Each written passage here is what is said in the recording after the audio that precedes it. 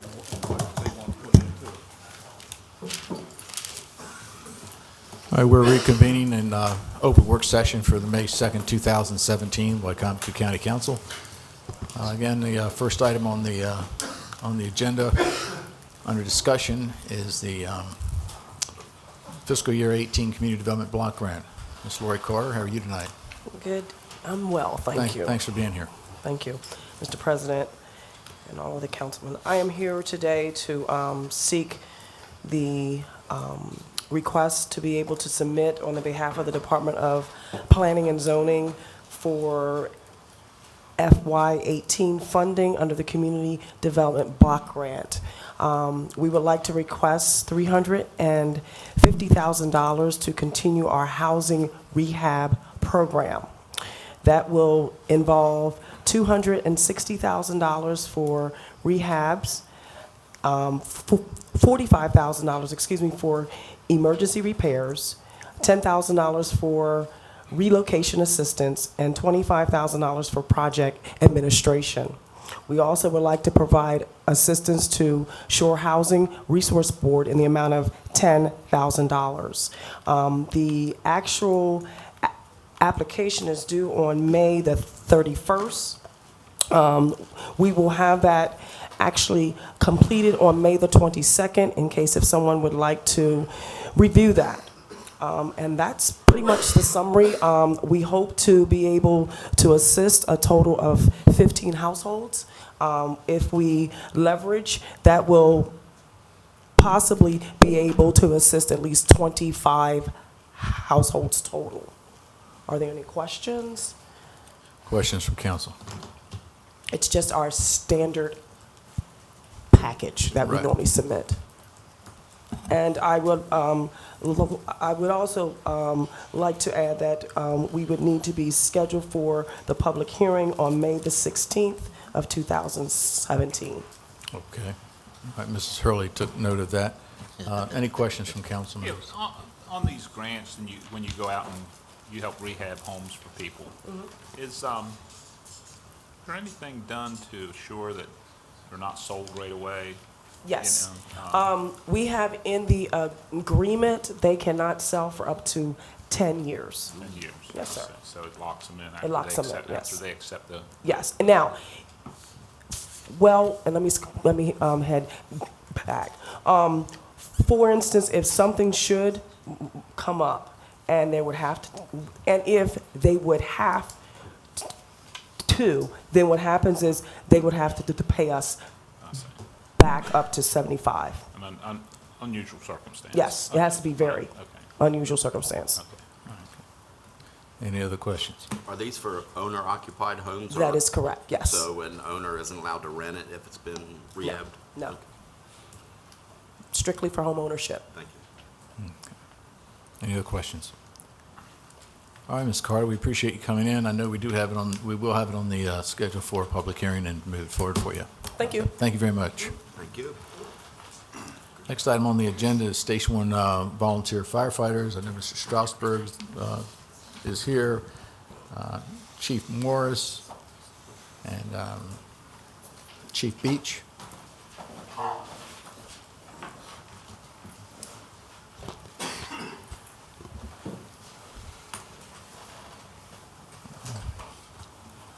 Good evening, gentlemen. Appreciate you taking the time to be here. If you could state your name for the public. Make sure you have a mic, too. A lot of times we have to share mics. Dave, you're on that end. Wayne, if you could just start out with it, just for the public. Wayne Strasburg, Director of Administration. Joe Morris, Wicomico County Fire Chiefs President.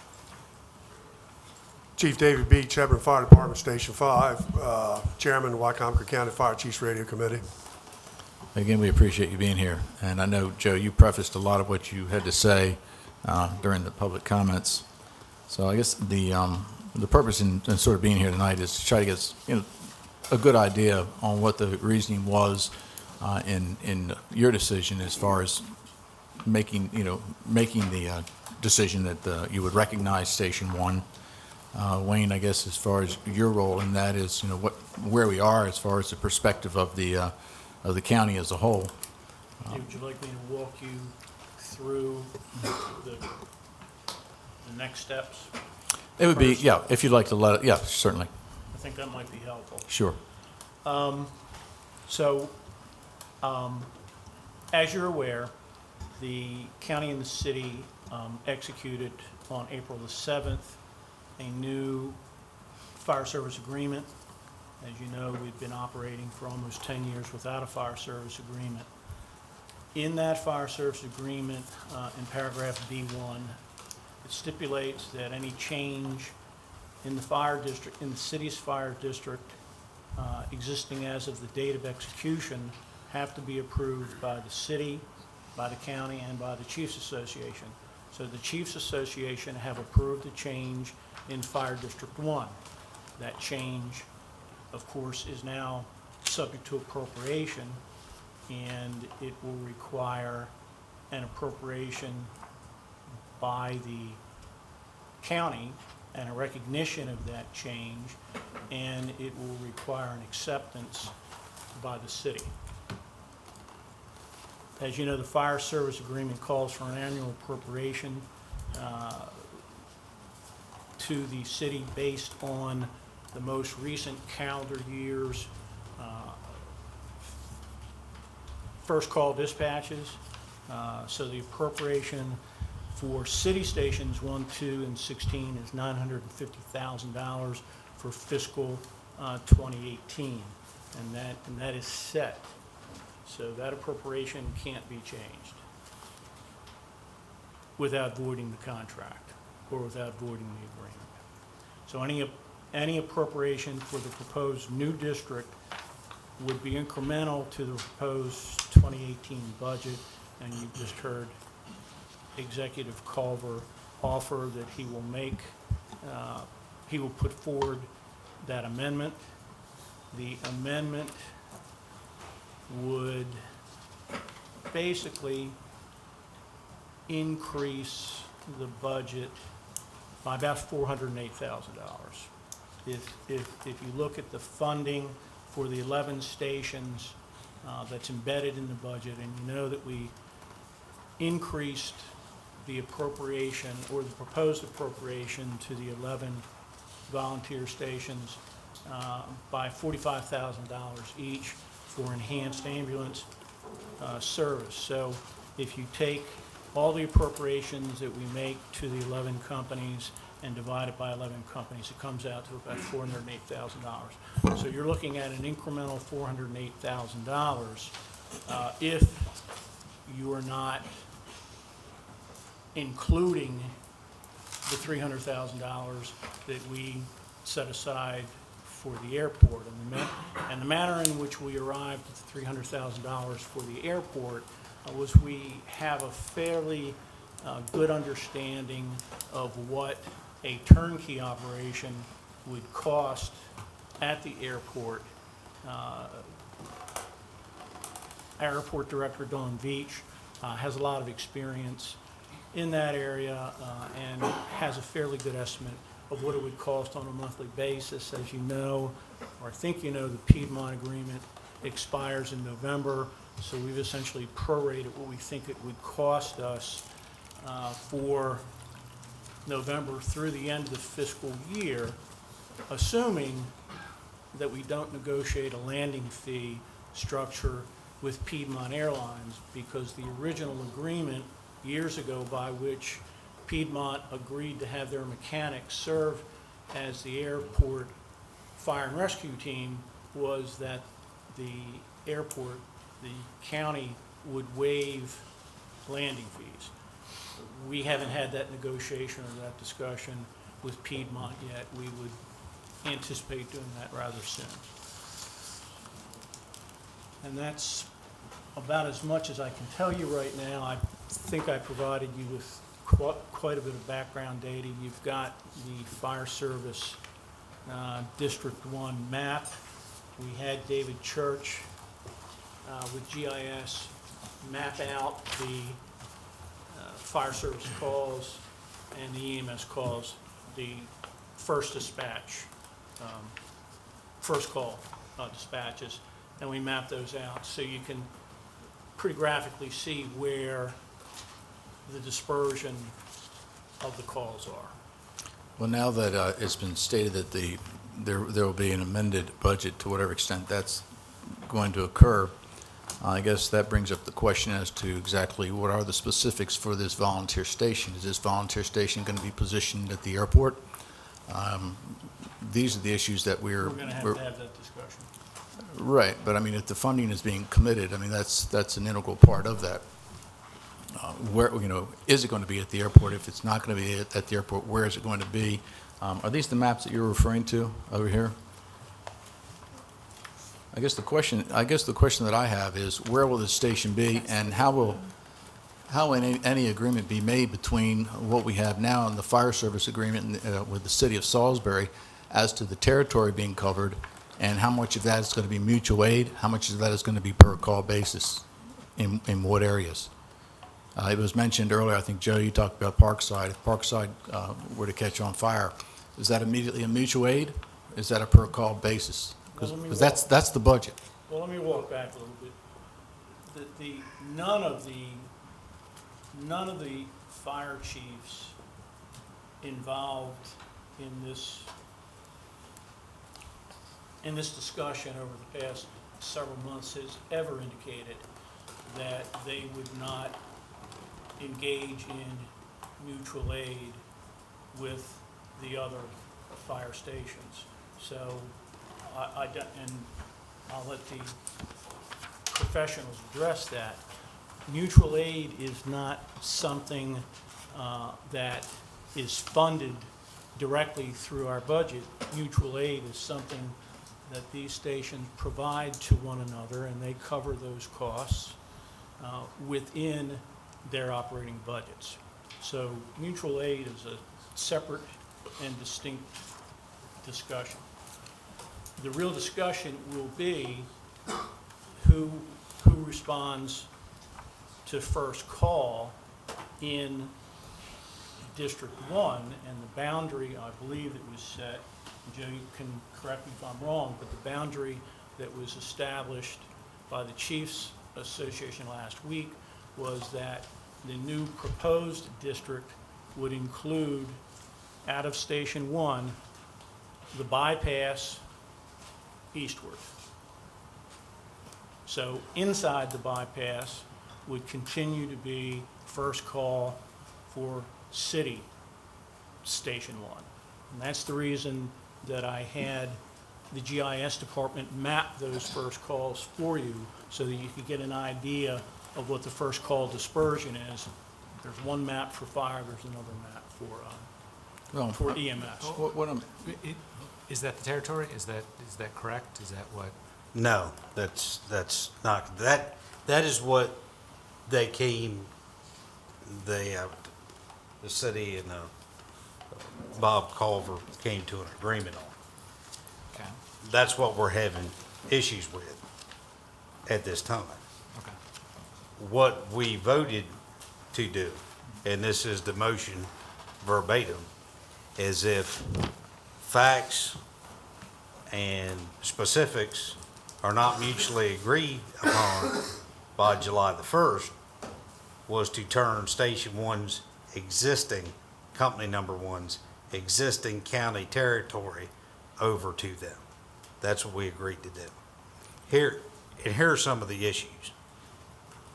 When this started, the airport wasn't even involved. It was brought up, but it wasn't involved. The airport was given up by the city of Salisbury.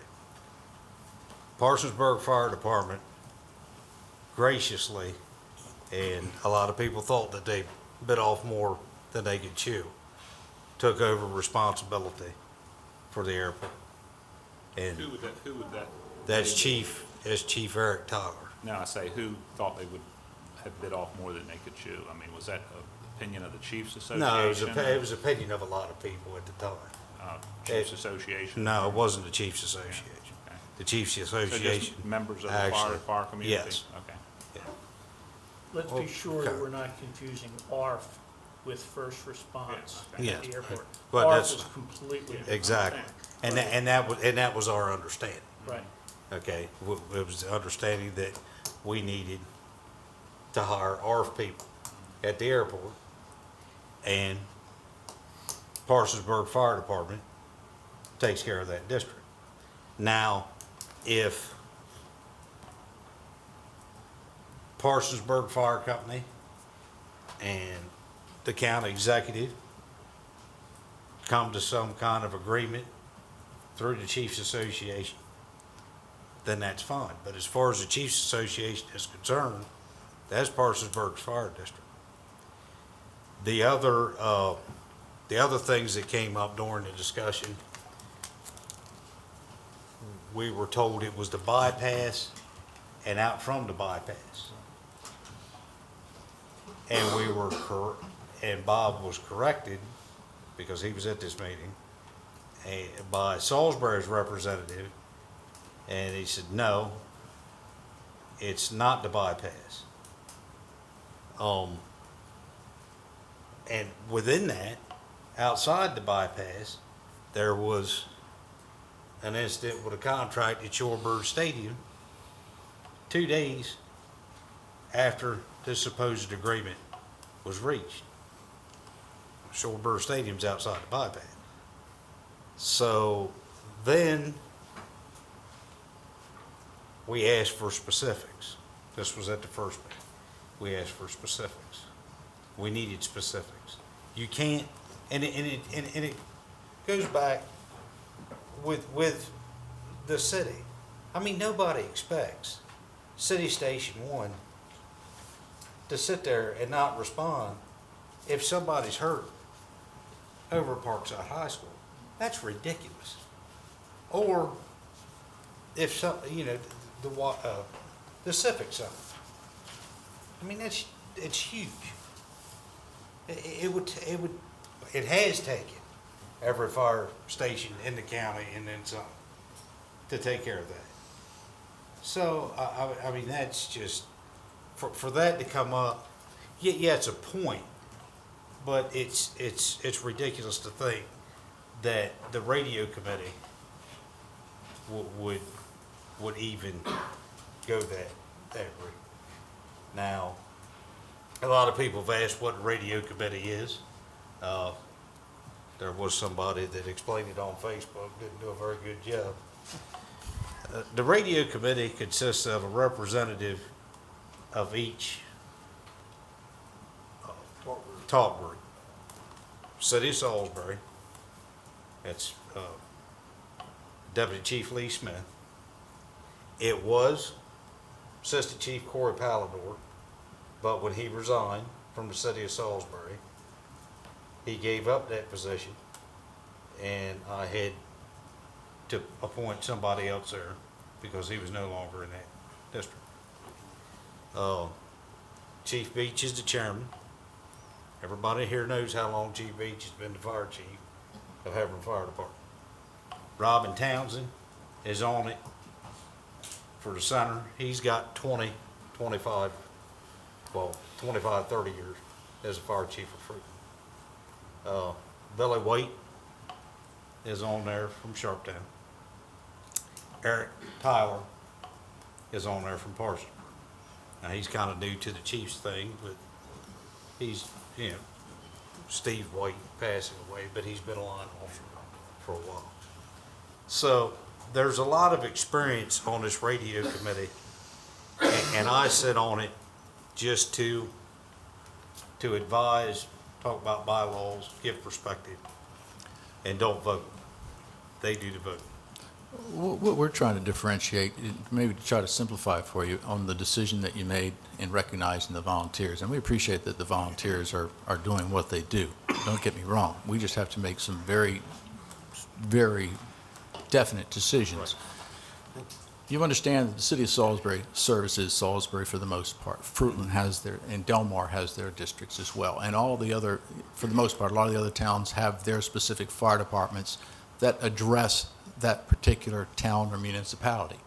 And that is the basic, that's the basic beginning, that's the basic beginning structure of a fire station, for the most part. The question on the Station 1 volunteers, they don't have a specific town or municipality that they represent. So what we're trying to figure out is that before the county makes a $400 and some thousand investment, we need to very clearly know, where is this going?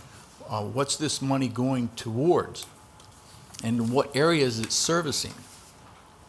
Because it doesn't have that fundamental item of a town where it represents. So where exactly does this fit in? Whereas I think Chief Hoppus had said at the Chiefs Association meeting, whereas it isn't a redundancy of services that are already being supplied by the other fire stations. Well, so would we, because every map we've seen, there's been an argument over what was agreed to Right. and what was not agreed to. Yeah. And out of frustration at the second meeting that we asked for, that nobody had and nobody clarified, is where this motion came from. Yeah. Sometimes you got to get people motivated, even though it might make them a little angry, to get something done. And some of the maps that we looked at, we're not just talking about County Station 1 and City Station 1 and the city being inside the bypass and everything else. Some of those maps had territory that's not even being talked about or has anything to do with what's going on here, going back under the auspices, going to the auspices of the city of Salisbury. One map had Avalon Park being taken from Delmar, Right. which is not, that's Delmar's fire district. So, and then Chief Beach was handed 7 more stipulations from the mayor as recently as last Tuesday. That's Tuesday, as I tried to get the agreement between the city and the county. So it's like, even though, the message we're getting, even though we've agreed to something, which if this is what we've agreed to, that's fine. But it doesn't have the city of Salisbury's fire chief's signature on it, and it doesn't have Corey Pallador's signature on it as the chief of company number 1, nor does it have Eric Tyler's signature on it as the chief responding out to the airport, which is our points. Right. So, we're trying to get, because we want this over with. Well, we're sick of it. There's 100,000 other things that we need to take care of, but this was pushed to us to handle, Right. and we're gonna handle it the best we can get it done.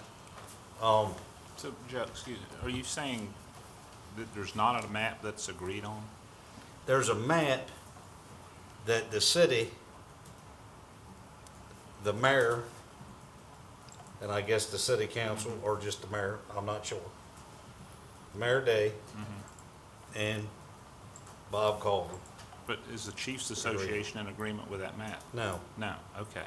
No. So I guess my question is to Wayne, are you prepared to submit an amendment to a budget before they come to an agreement on a map about where this service area is even gonna be?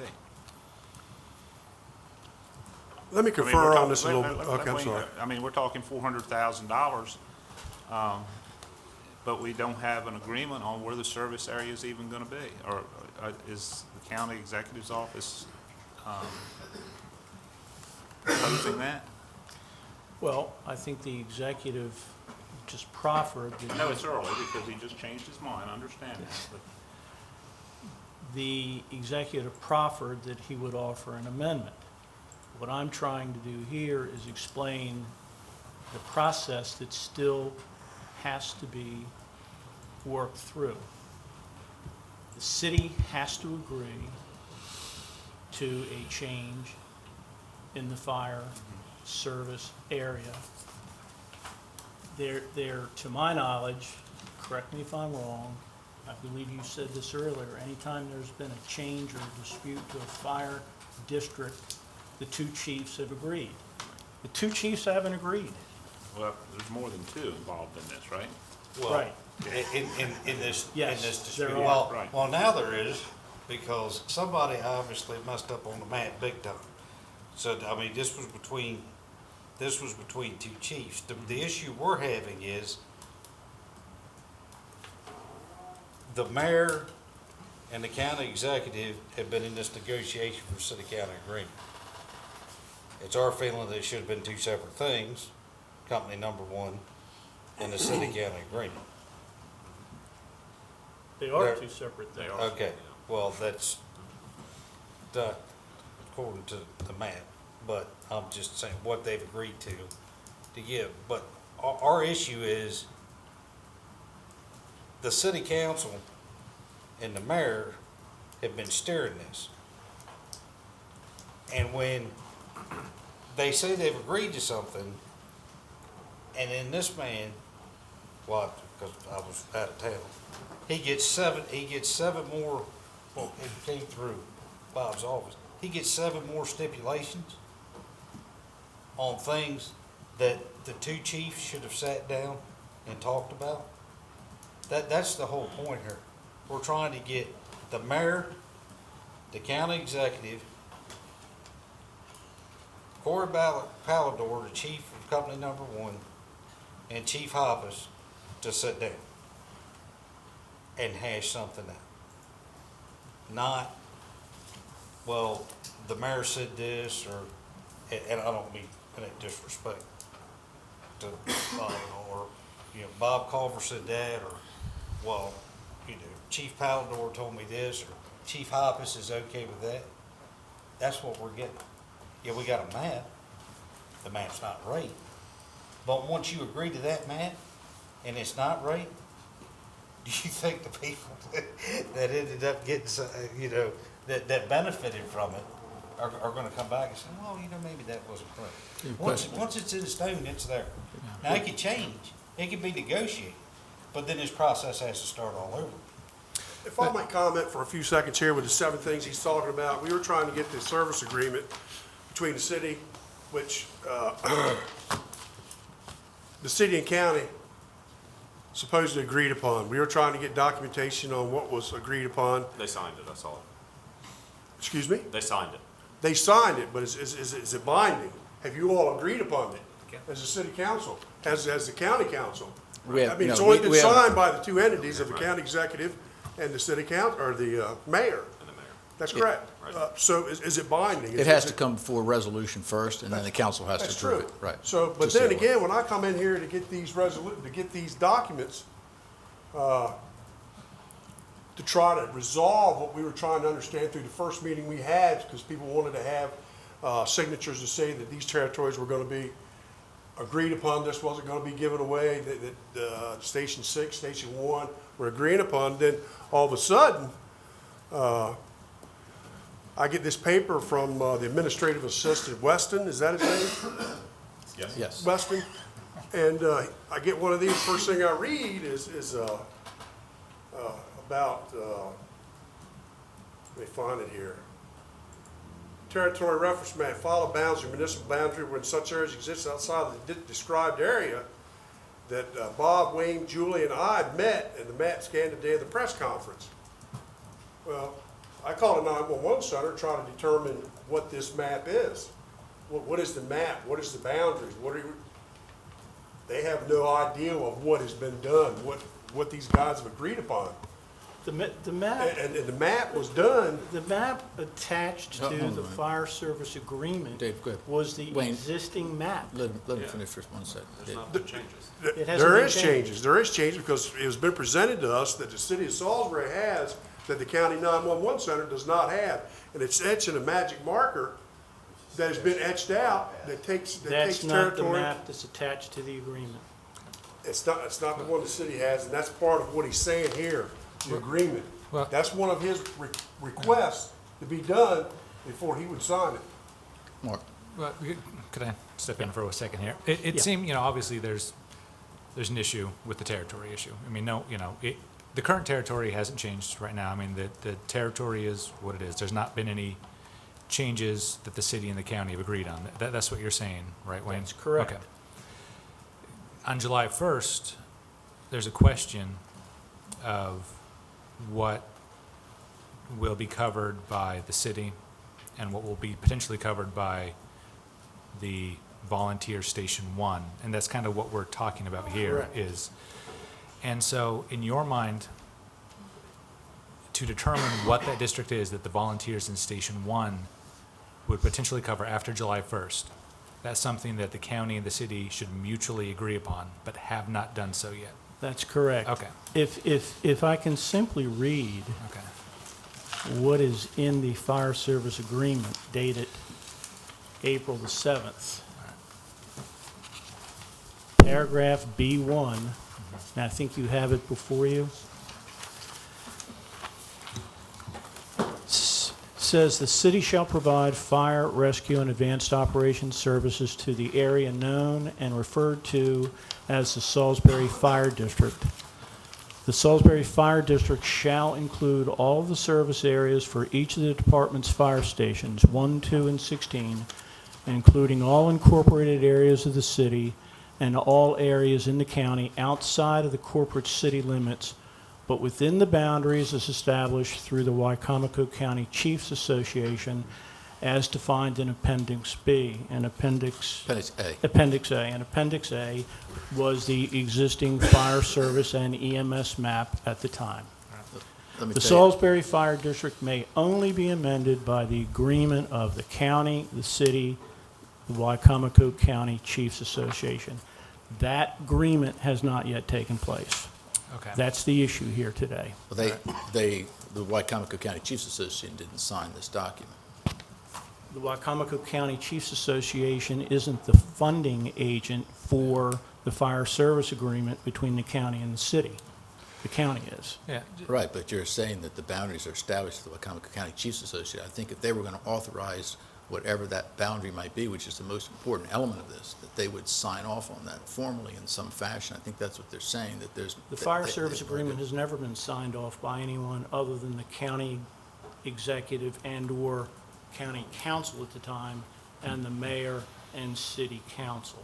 Well, the county council hasn't signed off on this. Not yet. Right, but what I'm saying is that this specifically states in it that the boundary has to be established by 3 agencies. And what I It was has to be saying, agreed upon by the 3 agencies. right, and I don't see where that is in writing. It's right here. What is that? That's the fire service agreement. I've got that in front of me here. It's been signed by the mayor and the county executive. You Those missed are my the- point. Those are the parties to the fire service agreement. You missed my The point. fire service agreement is separate from the issue of the Station 1 volunteers leaving Station 1. That's a separate issue. I understand that, 100%. And that's a funding issue, and that's a decision as to what's going to be funded and what the territory is that's going to be agreed upon. And heretofore, those changes in fire district territories have been always agreed upon amongst the chiefs involved, and that has yet to occur.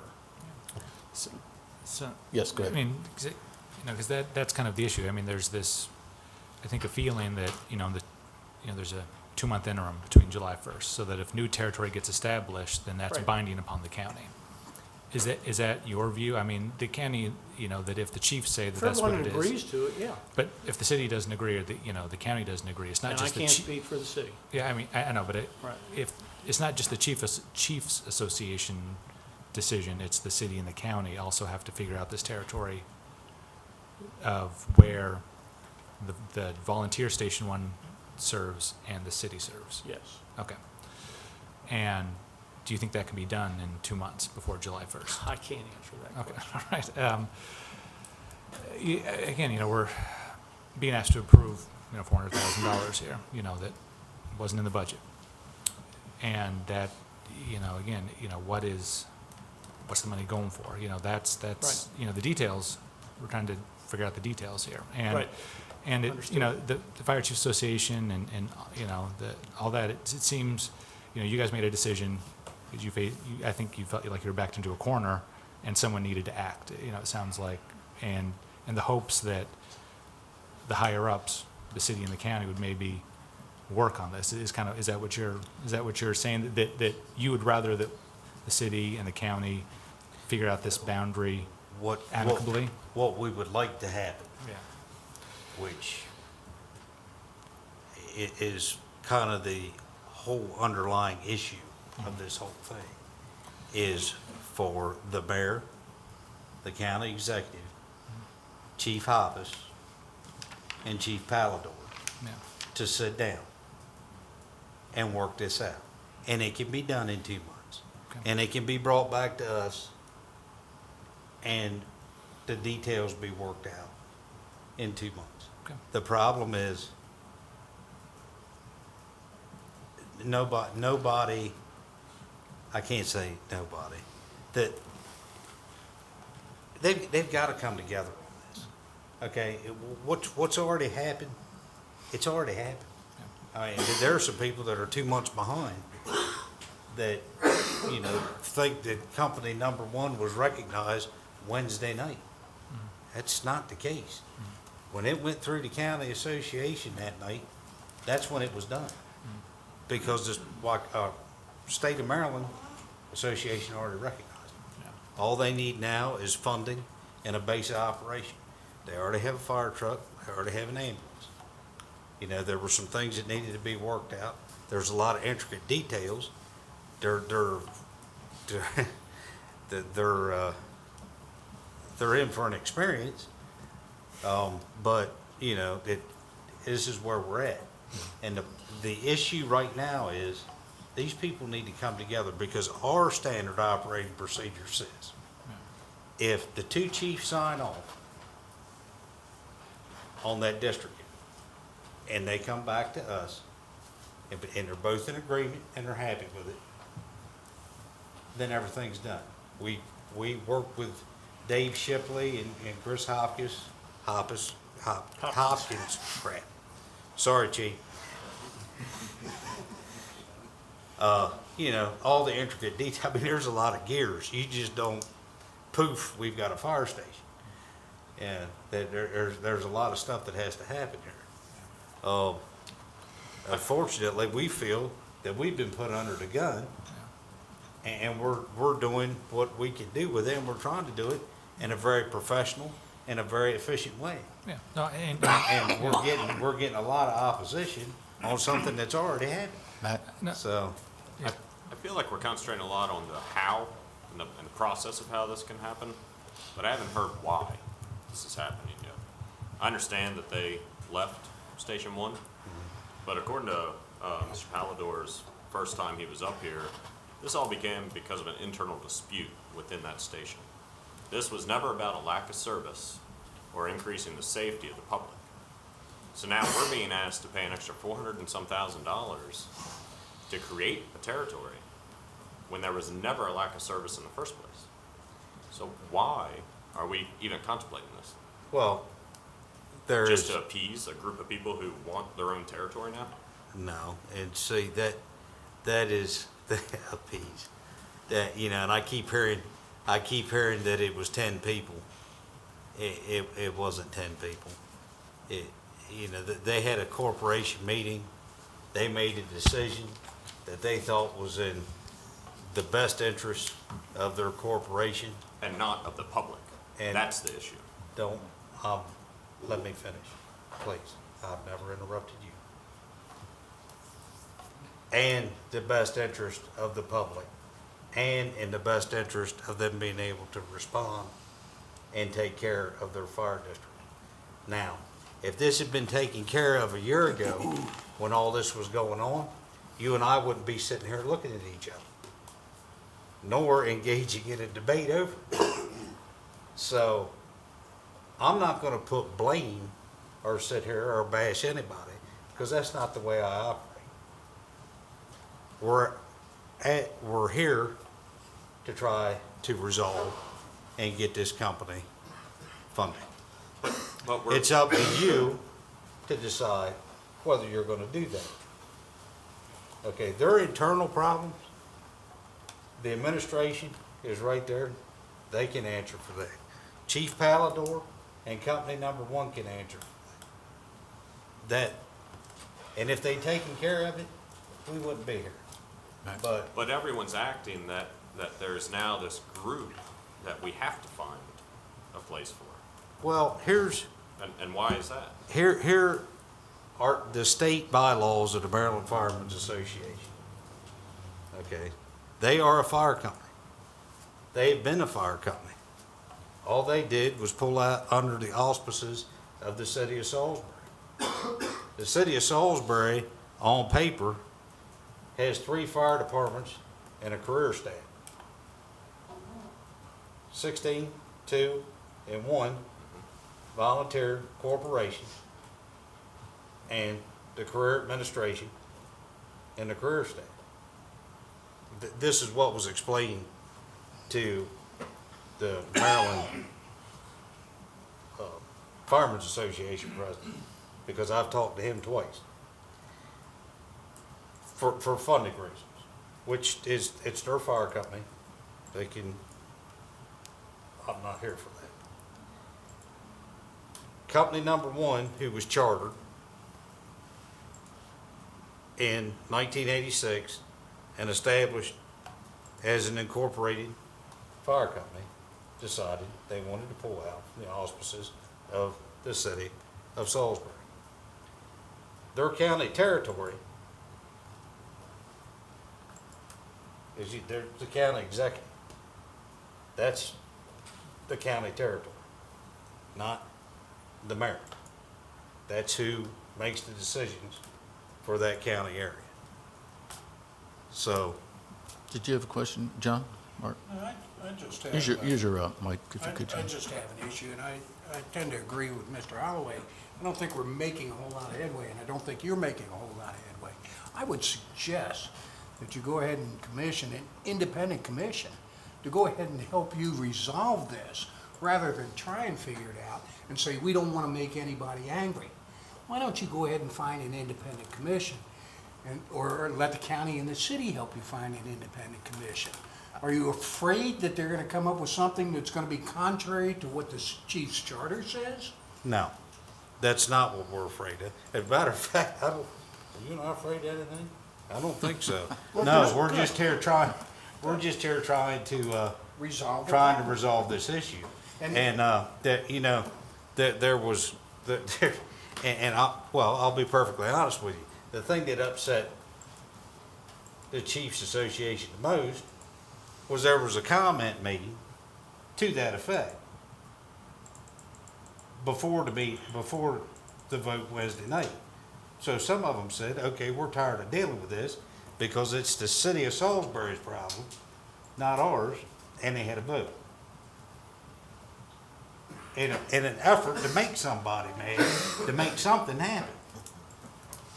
Well, I think you've been backed into a corner. It's a bad place to put me. It is a bad place to put you. And now we're trying to put the county into a corner also, where they're being forced to, or attempted to be forced to make a decision before July 1st. I don't think it's in our best interest to do that, number one. And I don't want to put you in a corner. As a matter of fact, and I've said this before, I despise the fact that we're sitting here talking about this when it should have been handled a year ago. Right. That upsets me. But it should have been handled internally. Bingo. So, but, like I said, we're here. Because you can't handle it internally. Because it wasn't handled internally.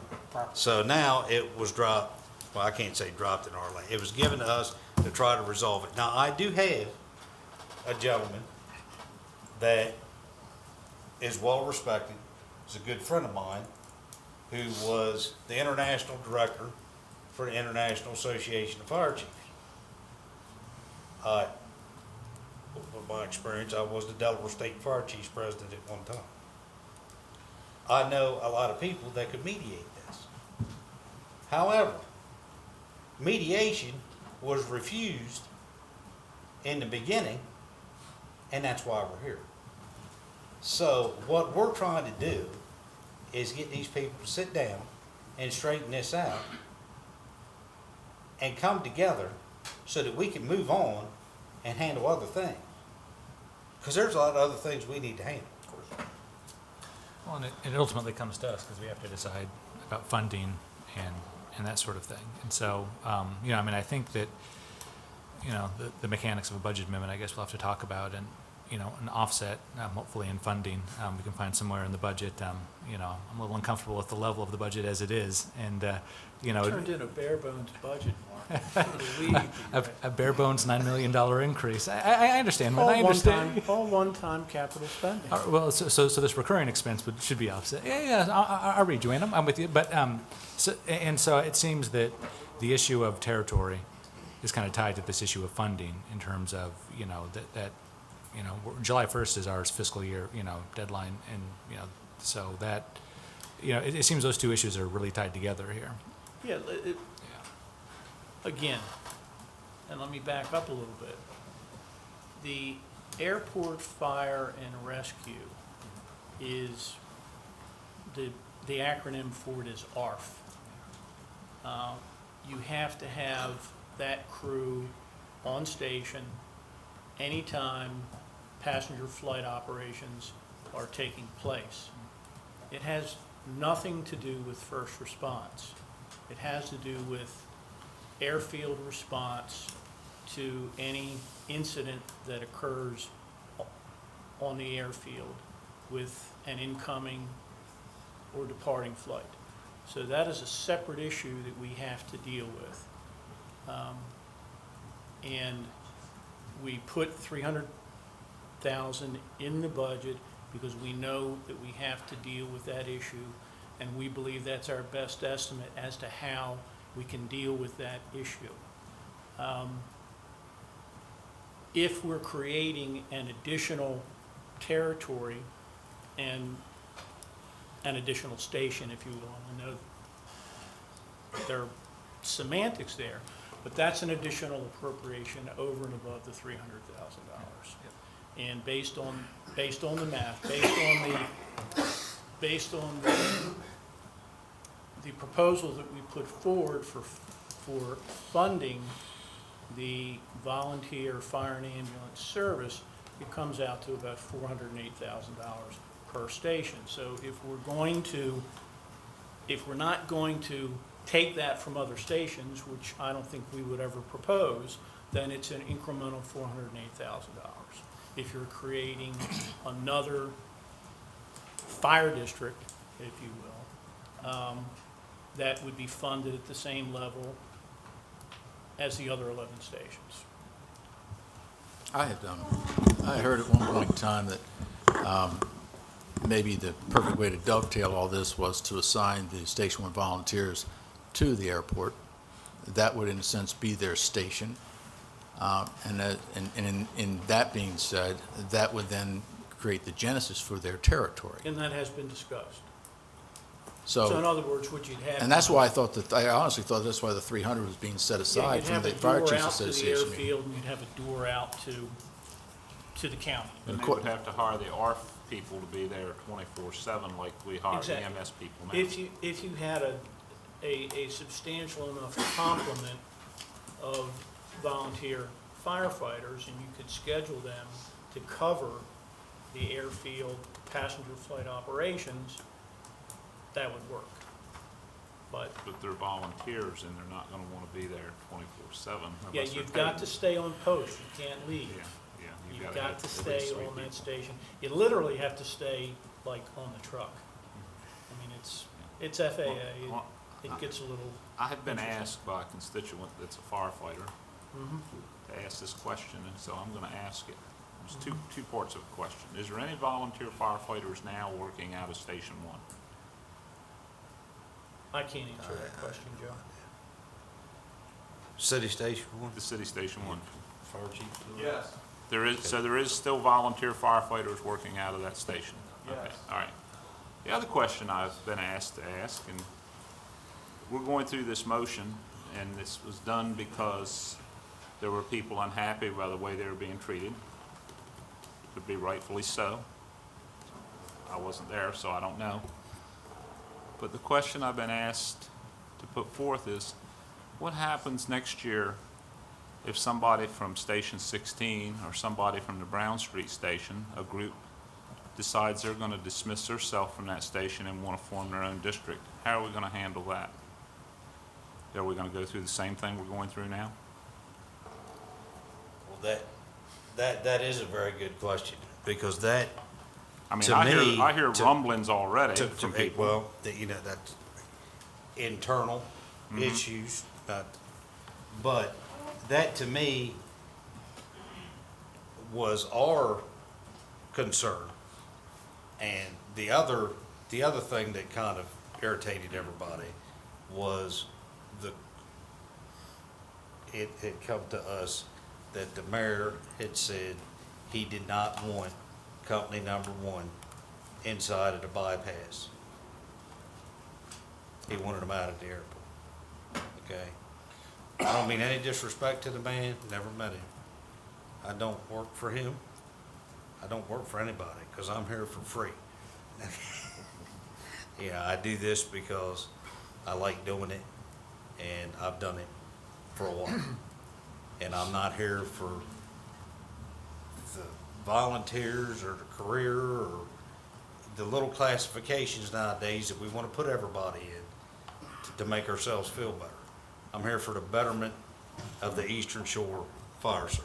Well, getting back to my question. So, getting there is, I can't tell you whether that's gonna happen or not, which is why if you put this company out to the airport and the mayor decides, and I know this isn't the same mayor, but he hits the nuclear option and dumps all the county territory and decides that they're not gonna respond to it, which I don't think is gonna happen because they preliminarily signed this agreement, then what happens with everybody else? Nobody else wants anything. That's the great thing about this. Nobody else wants anything, and nobody else is looking for anything as far as the outlying Wicomico County Fire Station. But if this happens, which would be within the city, it would have to be within the city fire company. Well, They're out at the airport, then who's gonna take care of all the rest of that? I think that's something that the executive's office and this council needs to be concerned with. Will we be fighting this battle for the next year or 2 years from now with another situation where a group splits off? And it could also happen with a volunteer company outside the city limits. It would be a lot harder for that. It would be, I understand that. But that's a question was posed to me by a longtime firefighter that's very concerned about what's going on with this, so. We did ask, I believe,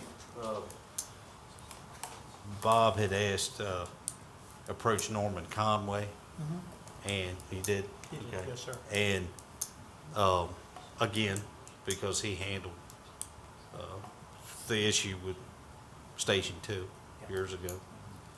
And, he hit a wall, so it's, we're into it up to our waist, and this is where we are. Something that we need to think about. But I do have, well, I do have somebody that would come in and mediate. And maybe I should ask all of you sitting here, maybe you should give some instruction to, that this is what's going to happen. That, you know, because we're agreeable to that. We'd love to have the help. You know, I can call, Bill Walton and he'll come right down here, or somebody. But they need to sit down and work this out. Matt, We could sit here and talk about it all night and we're not gonna get it. Matt, you have a question? Yeah, I just want to reiterate that this is an internal dispute that's going to potentially cost taxpayers $408,000 of additional recurring annual revenue. I just, Yeah, How many- I've had discussions Tough from. times. How many fire stations were funded last year? 14. And we're funding 11? No, we're still funding 14. because we're funding the city on a different basis. So you're funding 13. Spending the same amount of money as we did last year. So you're funding 13. We're spending more money than we were last year. Well, that's a city county, I don't have it. I've had, It's not got. Got nothing to do with it. That's my got- headache. That's it. similar to what Councilman Joe Holloway had said, I've had discussions with homeowners associations in that particular district who called me, and they said, what's going on? And it's very hard to explain this to people as far as what is going on, similar to what Matt Holloway said, to logistically say, here's why we're doing this. And there's a lot of concerns with the homeowners associations in that district who are saying, why is this changing? And how is it going to benefit me to now have a Station 1 paid volunteer company from the city of Salisbury on College Avenue or Bailey Park Drive, and then have a volunteer station not far away. And then I find out that the first station that is most likely going to be assigned a fire at my house is the volunteer station. And I'm also going to be paying more in taxes to supply that set of to support that set of circumstances. And they don't see that as a win-win. Right, well, what they originally asked for in their letter was their county territory and the same amount of appropriations that they got last year. Nothing more, nothing less. I don't know what's going on anywhere else, but that's what they asked for. But that's not really a matter of money, that's a matter of, Well, you just made it a matter of money. well, it is a matter of money, Right, but what I'm okay. saying, that's the second part of that. The first part of that equation is a matter of logistics. Why is that being done logistically? I thought, and as I noted before, I've been told on more than one occasion that the good fit is going to be at the airport because they're serving a purpose there, and it also helps them establish the district. This isn't me saying that that's what I want to see. That's what I've been told as far as. And if established. if the council and Chief Tyler from Parsonsburg and Chief Powell, if they all agree, then that's fine. We thought when this was signed, we were like, hey, this is a done deal. This is great. All we got to do, everybody's happy. Well, then everybody wasn't happy, so. Yeah, but logistically, we point though, because the station's not been approved yet. You know what I mean? Can I ask a question? We're sitting here discussing about, Bill's not discussing about it. And that's the thing that I was trying to bring up before. Right. That they seceded because they were dictated to about what they were gonna do. There's a lot of underlying things that were done that was under control of the fire chief of the city of Salisbury towards the volunteers at Station 1 that you guys probably don't even know about. And they were scratching, they were barking off scratching. And I don't know the whole story, but I'm not gonna sit here and speak about it because I'm not involved with the city of Salisbury Fire Department. But when you get, dictations like this, which has been done, I've been in this fire service, been a fire chief having 22 years, fire line officer 20 years. This is the same thing's been going on. I was on the committee back in 2001. The city wants to dictate to the county what they want, and the county seems to agree. And sit down here, the mayor, and back when the mayor and the city president agreed. And it was signed, it was done, as you said, just like it is with this county agreement now. But when you come to try to get mutual aid agreements and things of that nature, this is what you run into. And you know, this is the point of trying to get this resolved as a county.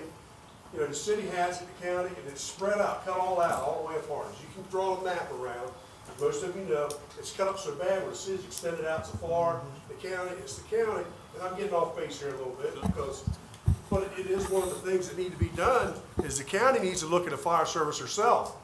The EMS service, they fund us to think the $45,000, if I could pull right out of here and I'm not gonna do it, of what it costs us to run the ambulance service in Hebron.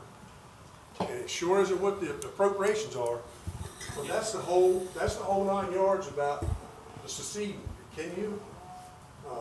You know, they can't get, under the chief, if you don't agree, hit the road. And again, as you said down here, Councilman Hall, you believe these guys can get together, get this resolved now after what's transpired at Station One? There's no way in this world it'll ever happen. They've been kicked off the property. They're forbidden to go on the property, from the way I understand it.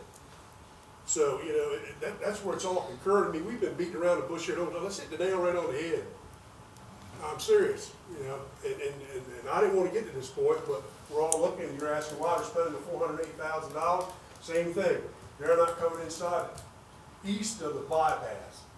You know, they're dictating us what they want when we're trying to agree.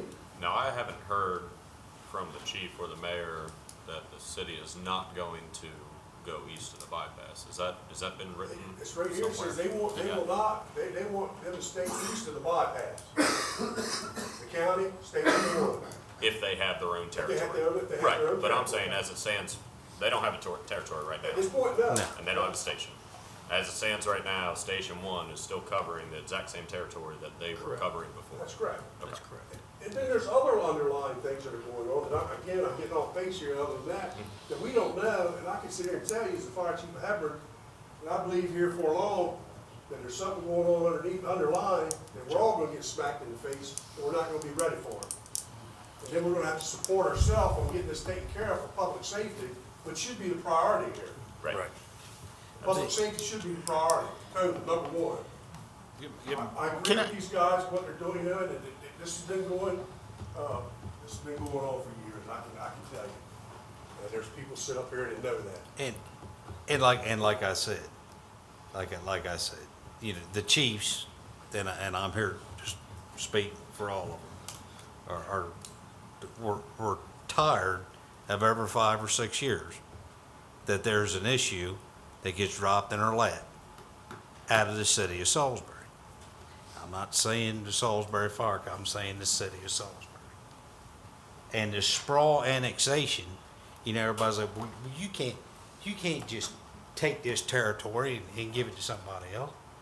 You let the city annex something, and 30 days later, you get a letter in the mail, we've annexed this and we'll be running fire and EMS service here from now on. And it's gone. So, you know, for them to stand up and say, as the city council or the mayor, that, well, you just can't take this and do whatever. It's your county district. It's yours. And we're the ones that take care of it. So, you know, I mean, they do it all the time. And this sprawl annexation is why everything is so cut up so bad. So until that stops, we're gonna be dealing with it. Joe, when you know, going back to what John said, when then all this started, the first thing we heard was this station had split up and they were going on Snow Hill Road to build a station, rent a building and build a building, okay? And I think John was alluding to that. If you look at all your other fire departments in the county, majority of them, if you take a map of the county and you look where the fire departments are, they're centrally located, most of them. Parsonsburg in the middle where they serve, Pittsville, Willard's pretty much. So we were looking at a fire department that was gonna go on Snow Hill Road within a few blocks, a mile or so, if not even a mile, from another station. And I guess when I'm sitting and looking at this map back here, my thoughts are, why isn't that gonna be centrally located? And so now I'm hearing we don't know where the station's gonna go. So we're hearing that we're gonna fund this stuff at $400,000 plus, but we don't know where a station's gonna go. We don't know where their service area is gonna go. You know, doesn't all this need to be resolved? I think that Chief Alidor can answer those questions. But getting back to the county aspect of it, if it's on Snow Hill Road, and we just had a discussion 5 minutes ago, if somebody else decides that they're gonna pull out, would Snow Hill Road be centrally located? What do you mean if somebody else pulls out? From another station? What I just said, if another station decides to pull out, What what do is you that? mean, would they be centrally 2 or located? 16. 2 or 16? Okay, yeah, where would they go? I mean, you'd have to wonder Well- where they go too. Snow Hill Road Station is in the middle. In the middle of what? It's not in the middle, it's not in the middle of this map that's been drawn. Not in the middle of that map, No, no. no. No, well, I'm not talking about that map. You said later on down the road if somebody else said, I don't know. I don't know what all the underlying little working details of all this that's going on and what's happened And and we what's don't about to either, be. and that's the problem. So, you know, that's what I'm getting at with you. I don't know the bigger picture if there is one. If come July 1st, we don't fund this $408,000, what will happen? Well, there's a lot of things that this budget, I'll tell you how we come up with July 1st. In the letter that Company One gave us, they said they were willing to work with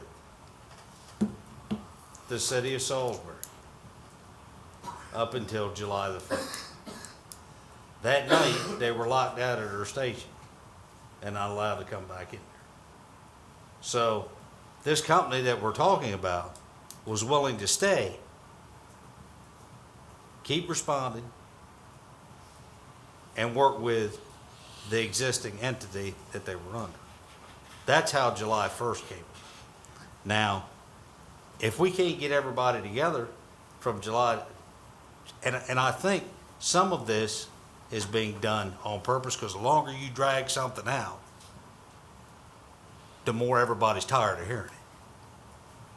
So, if July the 1st, if we're still where we're at, then I guess we're gonna have to start making some decisions. Because July the 1st, if the bylaws don't change for the Wicomico County Association, Station 2 and Station 16 have to have ownership of an engine, which they don't have at this point. So, to stay within the Wicomico County Farmers Association. So if You they were there for that meeting. if they don't have ownership of if they own a pumper, an engine, is Salisbury gonna let them put it in their station? I don't know. You'll have to ask Salisbury. So, I mean, is that gonna make them invalid if they can't? It's, Larry? I don't know. Okay. Larry? See, and that came up at all this Is that what you were because, talking about a few minutes ago? because somebody got mad, stood up and said, well, they don't own a fire truck, they can't be a fire company. I thought that's what you were alluding to a while ago. Yeah. I think, getting back to Councilman Davis's question, I don't know if it was answered. I think he was asking, what's gonna happen if this body doesn't fund that 408,000? Yeah, it's Are they still gonna be able to in operate? round numbers. It's for- Was that your question? What's gonna happen to the service in this district that nobody's taken control of? Right, if they're not funded by this body, are they going to be able to Being operate? serviced now. It is being serviced. So it's gonna continue to be The serviced city is still servicing it. regardless whether we give the $408,000 or not. So July 1st, if it's not agreed upon, I was supposed to go back to that fire service agreement, where they'll pay them per call. Station 1. However, you're gonna pay more because if that stays, then this whole thing Is that correct, Wayne? pulls Are we away. gonna pay more if this doesn't work out to the city, if they keep servicing that area? No, the. Fire agreement struck. The fire agreement with the city is based on the 2016 verified first call. So that's gonna be, that service area will be covered by the city under this fire agreement. The city has agreed to service Right, okay, fire district. so it won't cost more. So, How much are they getting paid, how much are they gonna be paid per call? Let me give you this. That's what I'm saying. How much, yeah. Oh, thank you. hey, Wayne, can we clarify something real quick here? So under the fire service agreement, the city's already getting paid that 900,000 X, no matter what, no matter if Station 1 volunteers serve that entire pink territory. City's getting the same amount of money no matter what. That's their appropriation for the coming Okay. year. The appropriation then, Mark, for would 19 be based. would be based on the calendar year 2017 calls. Okay. That's the way the agreement's All right. structured. So this coming fiscal year, there wouldn't be any savings, and there might be potential savings. We don't know how much. But so, Well, that's part of the reason Yeah. that I gave you the mapping of the service calls. Yeah. To see proportionally how it might change. okay, yeah, but just to be clear, next year, this is, okay, gotcha. Right. All right, So, yeah. they're still gonna be paid per call, right? Yes, sir. Out into the county? Yes, sir. Okay, well, so any county area, they would be paid per call. I know that area pretty well, and it's not really highly populated.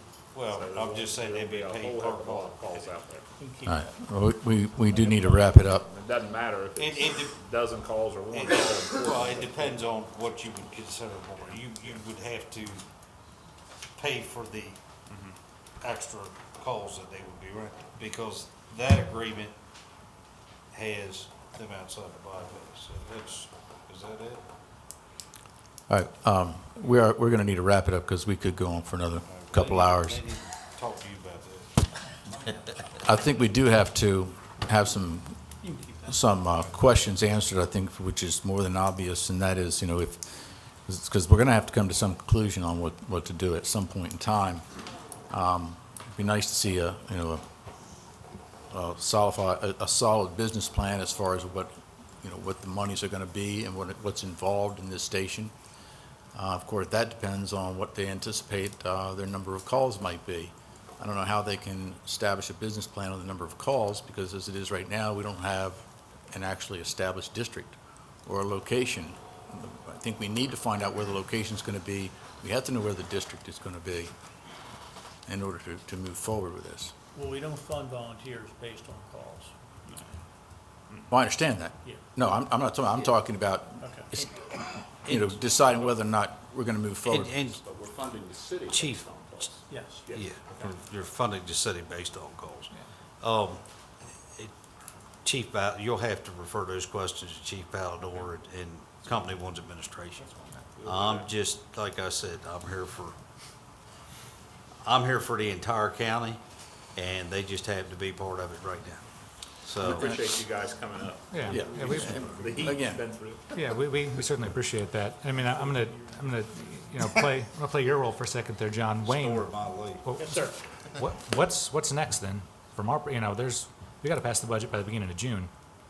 So, yeah, we got 30-some days, so, Got a time crunch, Yeah, don't you? exactly, so what's the next step for county, for us to get this resolved?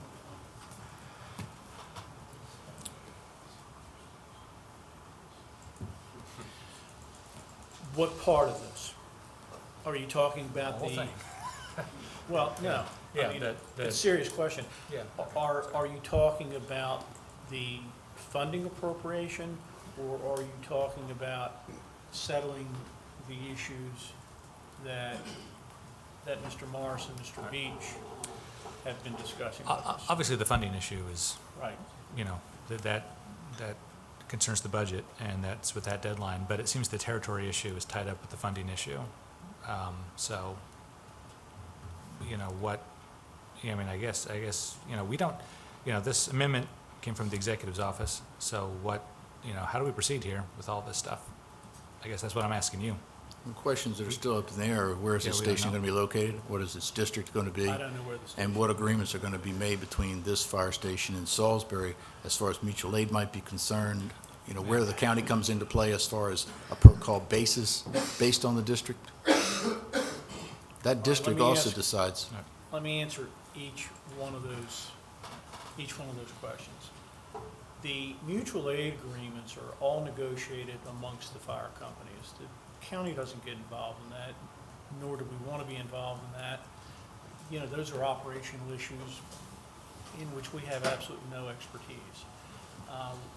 We were given assurances by the mayor that the city would honor all mutual aid agreements, that the city would honor a mutual aid agreement with this new company. I'm calling it a new company, but the station one volunteers who left we were given assurance that the city would provide mutual aid, okay? So from our standpoint, we're still operating under the basis that if this station does go forward, that there will be mutual aid agreements in place. Those are not something that we negotiate. We leave that to the fire professionals. In terms of where the station would be located, that simply has not been, decided upon. We suggested the airport because if you look at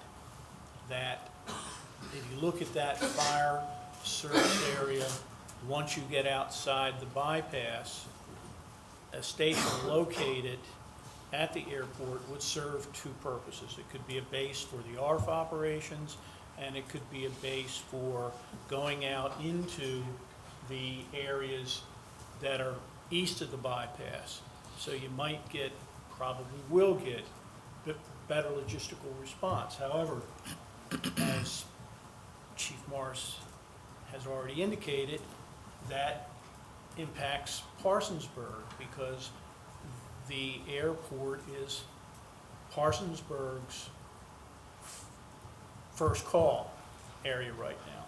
They don't cover ARF, but their first call to the airport. So, again, going back to what Chief Morris said, and Chief Beach said, the affected fire chiefs should be working out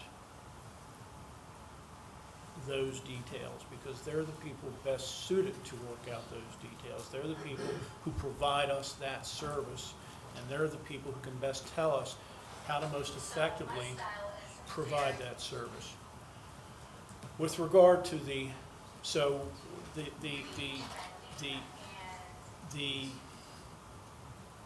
working out of the fire district, I think, has to be worked out amongst the chiefs involved, and that necessarily is going to involve the city. So, and I can't answer that question for you. In terms of funding,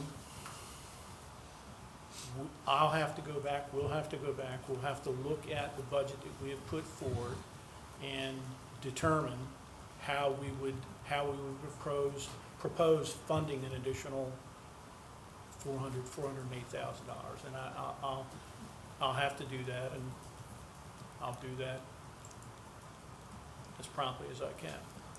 The reason I asked about mutual aid is simply because of what is involved with the district itself. No, I understand. Hypothetically, if Parkside High School caught fire, Sure. if we're going to talk dollars and cents, if Parkside High School were to call fire, is that, because the city of Salisbury is going to have to respond, it's across the street. So is that a mutual aid call, or is that a per call basis? It would be. I mean, in all these discussions that have been going on for as long as they've been going on, I have never had any inkling whatsoever that a fire company would not respond. I wasn't suggesting that. Yeah. What I was asking is that a per call basis from the county's perspective, or is that mutual aid? That's mutual aid. At that point in time, that would be mutual aid. From the county's expected. If It might be from the city, it might be Different thought.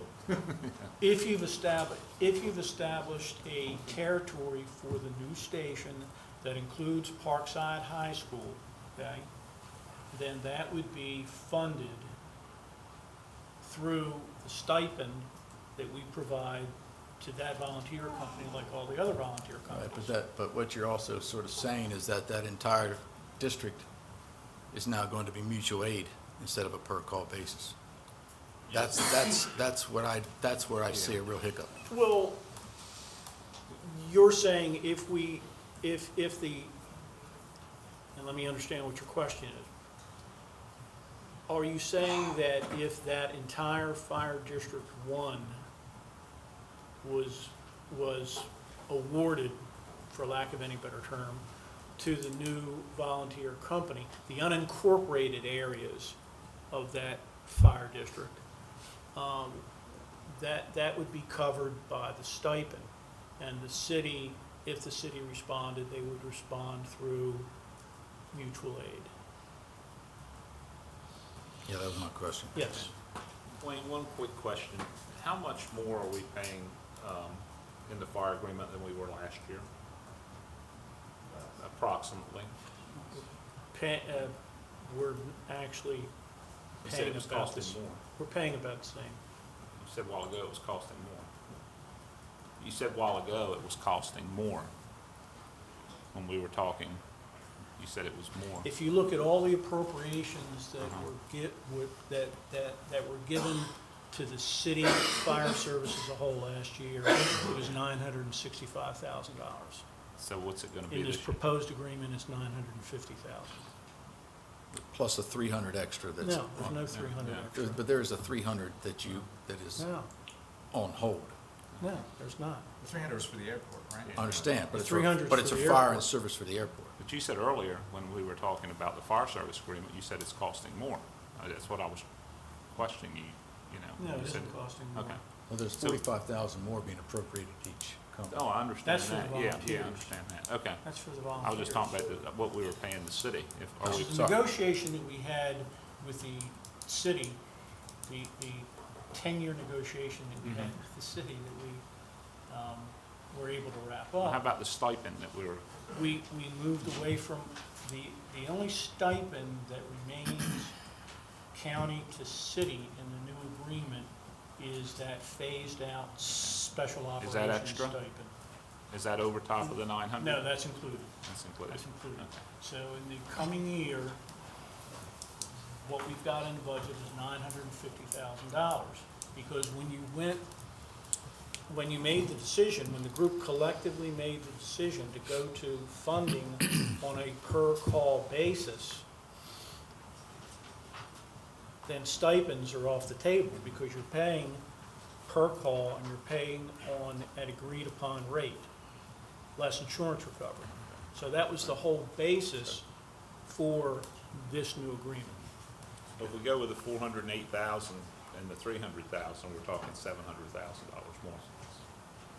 Yeah, and the wild card there for me, Joe, is that I don't know where we'll land with the airport because I have not yet begun to discuss that whole issue with Right. Piedmont Airlines. Okay. So if you cast that out a year from now, Understand?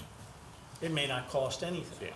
It probably You get- will, but it may not be $300,000. Okay. All right, well, again, gentlemen, we appreciate you coming very much and taking all your time.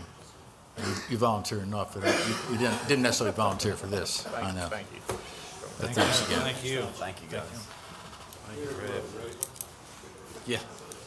Yep. I'm just gonna stay here. Okay. Joe, thank you, buddy.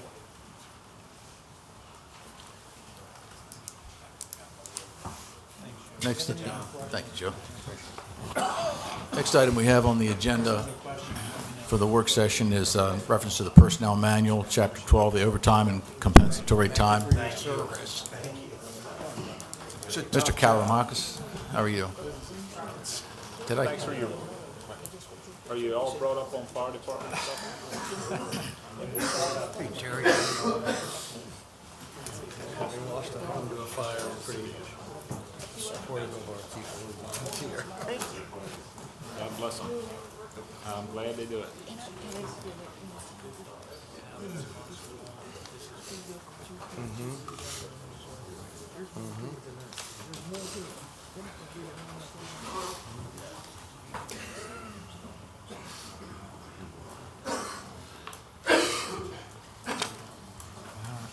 What we're going to do is, we're going to go through the Personnel Manual, the 150th anniversary. We're going to hold off till our next meeting. Thanks to Mr. Miller. Sorry to hold you here all night, Steve. You got an education. If you could, good evening. Good evening. So would you like the background of this, John? Yes, if you don't mind, thanks. The background is that the executive held a series of meetings with our correctional officers.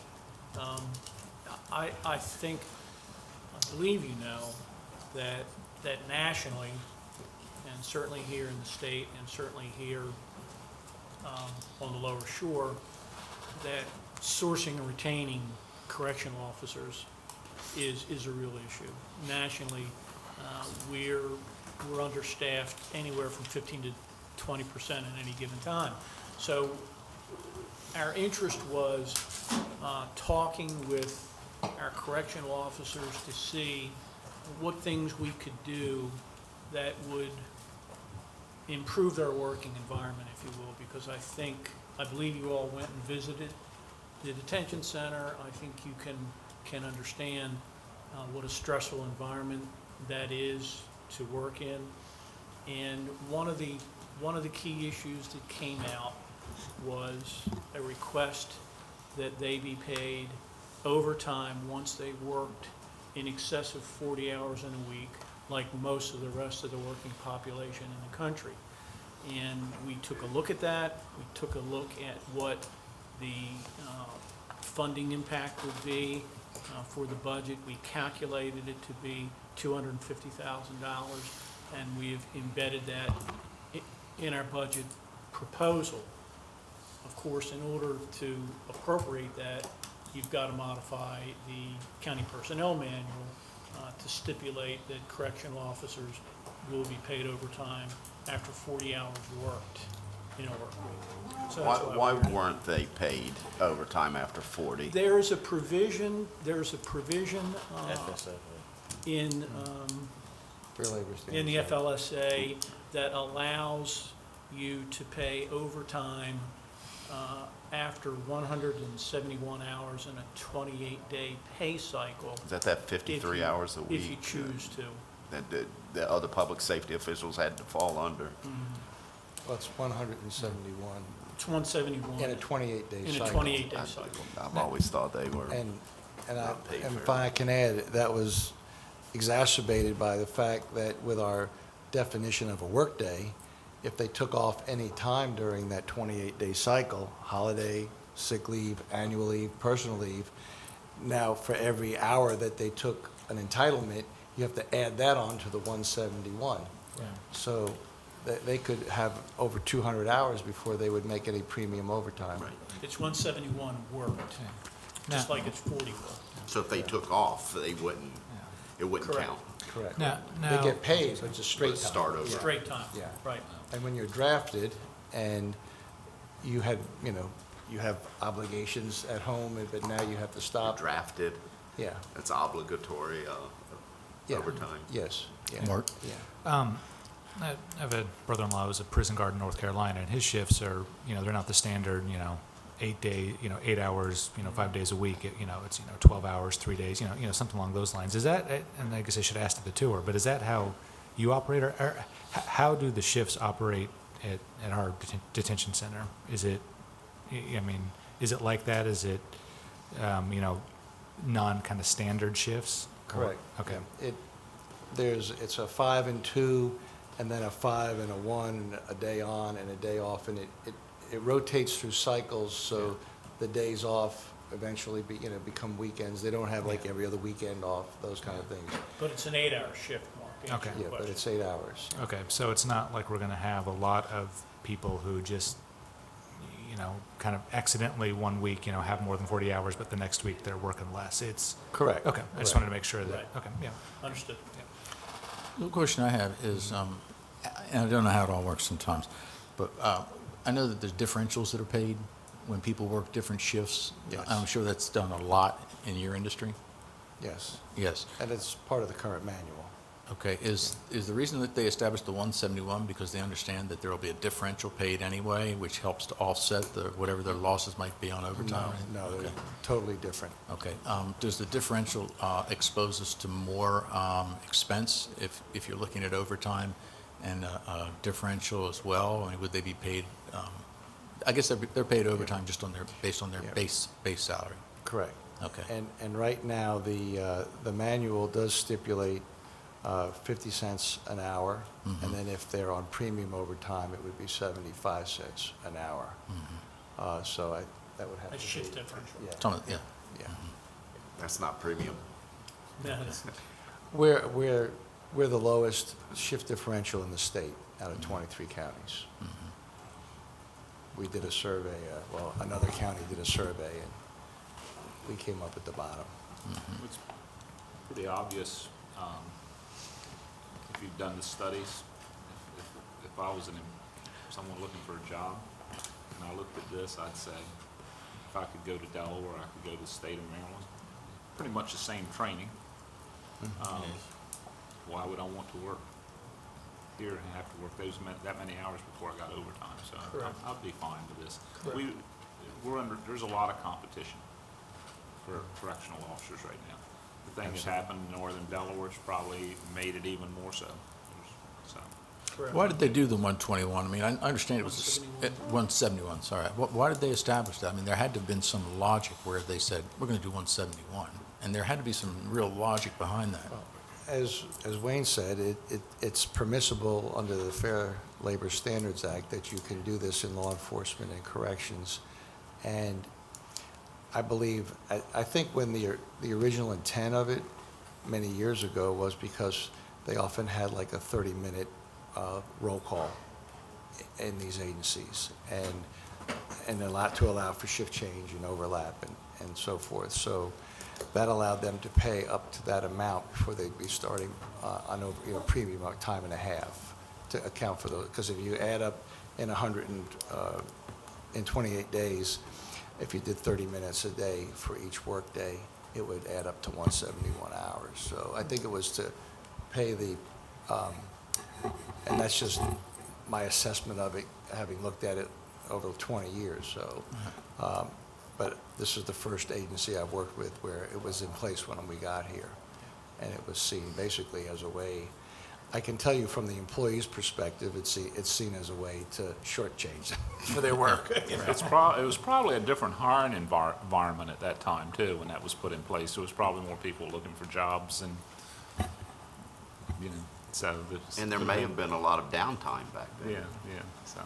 Corrections has really changed over Yeah, time. Oh, it As has. you Big know- difference, yeah. As you know, particularly when the federal government and the state governments essentially pulled out of mental health care, our correctional facilities are de facto mental health institutions. So that environment has completely changed as of what it would have been, 20, 30 years ago. Totally different I environment. understand. So it's just, it really needs to be addressed. There are a number of facets to this that need to be addressed, but we view this as one that when you're sitting there and you're talking with an employee and they ask the question, well, is this mandated, does federal law make you pay overtime after 171 hours, or is it just something you can do if you choose to? And the answer, of course, is, well, no, it's not mandated, it's something that we choose to do. And the question then is, well, why am I not like every other employee in the county who gets overtime after 40 hours? And it's very hard to answer that question, except that, well, you should be. That's the way it's why we're always here. been. Mark? So, in terms of the budget, you want this to go into effect July 1st? Is there enough time with the, going through the process of changing the manual and that kind of stuff? If we do this to have that, does the timing work out for this? Oh, yeah, operation, yeah. Okay. Yeah, operationally, we're fine. I mean, for legislatively for the manual too, if we change it? We can, propose a bill at the next meeting. Okay. Okay. Yeah, you really have to adopt this before you adopt the budget, Mark, Yeah. because this is, Yeah, kind of, this gives you the authority to, to pay it, yeah, essentially. okay. I'm ready to adopt. Okay. Any other questions? This is just a work session, Joe. Any other questions? No, it's fine. I Any mean, other questions? When this was done, they didn't have the prison in Princess Anne there. There wasn't the competition on the shore for these guys like there is now. It needs to be. George, did you guys lose anybody in that Maryland had that job fair? it was like the day that we took that tour out there. Did you guys lose any, employees? Not at this time. Okay. no. But we have had recruiters from Delaware coming to do background checks. So. Wow. They're hungry up there. You looking for a consensus? Yes. John? Fine. Mark? Yeah, Larry? Matt? Yep. Okay. If we move forward, that'd be great. Okay. Thanks, everybody. Thanks for coming in. Thank you. Appreciate and it. Appreciate it. We do appreciate It's always fun, man. the fact you all took time to come out and visit with us. And Enjoyed it. You have a fish fry we coming have out, an right? invite for next week. Yeah. Is that next week? I don't have to pull it back now. Thank you. This Friday? Two Fridays. Right, right. Thank you.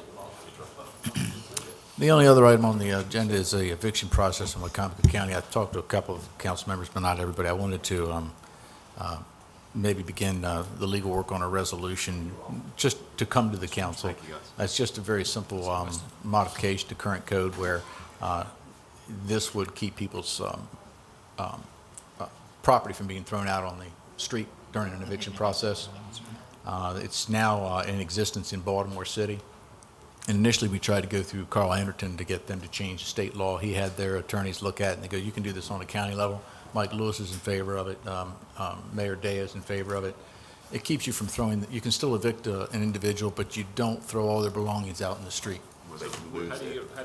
You lock the door, you change the locks, and you give them, whatever, Give them access. access later if you can come to that Just agreement. doesn't look junky. Right. Yeah, it's an The idea is eyesore. not to throw it out on the street where the neighbors, at 12 o'clock at night come in and they start fighting for that stuff. Fair game. So it causes a lot of problems, and this is the thing where you can get it under lock and key and it's safe and done. Well, So, the purpose of throwing it out is so that the landlord has the place empty so they can start painting or do whatever. well, the purpose for throwing it out is that it's been mandated, Yeah. that property must be removed, those articles must be removed from the property in order to be construed as a formal eviction. This is gonna take a lot of thought because, well, you're in the business, John. Right. So Yeah. You've done it, but, are you gonna tie the landlord's property up? Is the people renting the house going to say, okay, you locked the house up, you're responsible, is the landlord gonna be responsible for their property? Are they gonna come in and say something? No, was stolen? once that eviction process has been done and that door is locked, it is locked. Now, the landlord can make agreements with the tenant to get their property, but they've already been issued within a period of 4 to 6 weeks notice that they know it's coming. I know. So they've had the privilege, but, There's a lot to this, though. but I just want to be able to get started with a resolution. That's the whole purpose. I don't want to have to Joe, you're advocate saying, for all right you're now. saying, does that then make the landlord responsible for getting rid of the trash? No, right? no, I'm saying, does it make the landlord responsible for their Property. their property? Are they gonna come in tomorrow and say, hey, I had a big screen Oh, I see. TV and now it's not here, you took it out? Well, they lose that right. Once that eviction is processed, they have lost that right to that property. But it's not on the street anymore. It's in the house. And it doesn't do them, it may not do them any good unless there's a That personal needs to be agreement. put in the bill. Right. Yeah. Well, I just want you guys, I just wanted to know if it was okay to Start down the road. begin the legal process to Yeah. put So you're a saying resolution together. start the process, then we can discuss these details Right. later. Exactly. Yeah. That's cool. How much time? Yeah. Okay, all right, that was it. Just trying to, Yeah. okay, great. Entertain a motion to adjourn the open work session so we can go into closed session. So moved. Second. All those in favor? Aye. Opposed? Meeting's adjourned. 5 minutes? Chief, time to roll, pal.